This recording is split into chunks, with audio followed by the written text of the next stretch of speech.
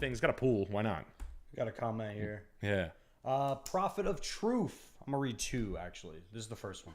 Been flipping stuff online for the last 9 months. Picked up a couple rulers at antique stores that I already flipped. Any more tips, advice, or items to look for? I'm doing this in the Northeast as well. Hell yeah, you did rulers? Wow. Oh, really? Cool. You know what I was thinking might be what the fuck was it? Like movie opening clothing and tour clothing. Like I saw a Janet Jackson tour hat from like 1991 for like $10. But I could be wrong, but Victorian enamel painted buttons is something. They're buttons that are painted, hand painted, enameled, and they're like $200 a piece sometimes. That's something. Victorian enamel hand painted buttons. Buttons, marbles. I know the pigeon's blood marble is a white marble with a red sort of swirl through it. That's a pretty desirable marble. But marbles are easy. I like it just because it's small. You can put 3 of them in your pocket. I don't really have any. Lighters, you know, good lighters. The Chase, is it Chase? Dunhill lighters, cigarette cases, malachite cigarette cases. That's it. Fletcher M says, Nick, I'm getting back into selling antiques. Do you think making your own website to sell is the best way to go? I do.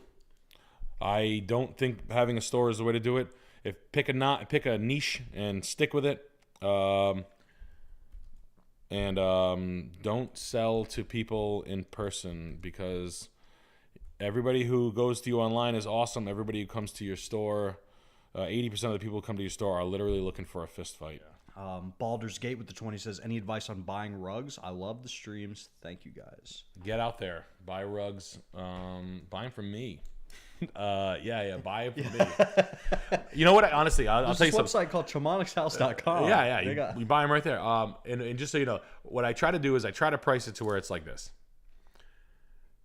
You buy it from me for $70. You find one in the wild for $10.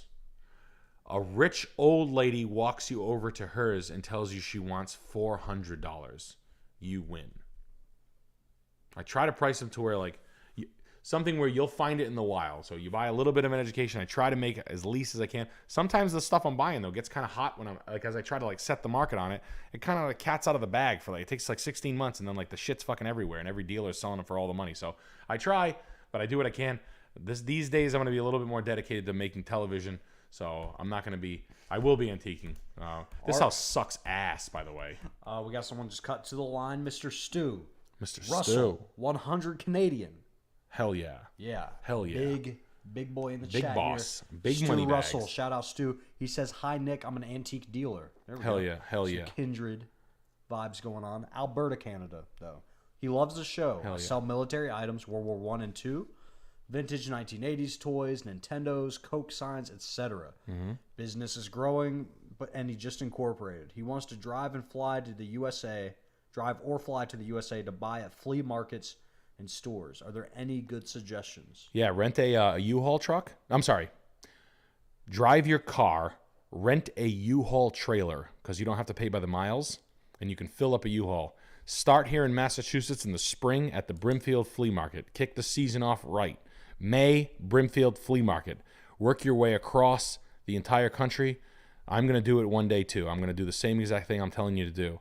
Then hit all the flea markets in New England, because we have a ton. Antique stores. The antiques are here. That's why in Texas they're making fucking lights out of watering cans and shit, because they don't have any fucking antiques. We got the antiques here in New England. Come down here, do the route. You can do Antiques Mile, which is Manchester, New Hampshire, all the way through Vermont on a rainbow shape. It's fucking 70 stores in one day. You can hit them. It's nasty. My wife and I used to do it for my birthday. Go through New York. Go to Troy, New York, the Troy Flea Market. Head down the Catskill, the river, the Hudson River. There's all kinds of antique stores there. And then head to Pennsylvania and then back up to Canada, where you steal all my goods. If I catch you stealing my shit, if I catch you stealing Murano or rugs, I'll snap your fucking neck, dude. It's that simple. No, that's a good way to do it. Start in Mass in the spring, work your way through Mass in New Hampshire, and then go down the Hudson River. You'll get a bunch of shit.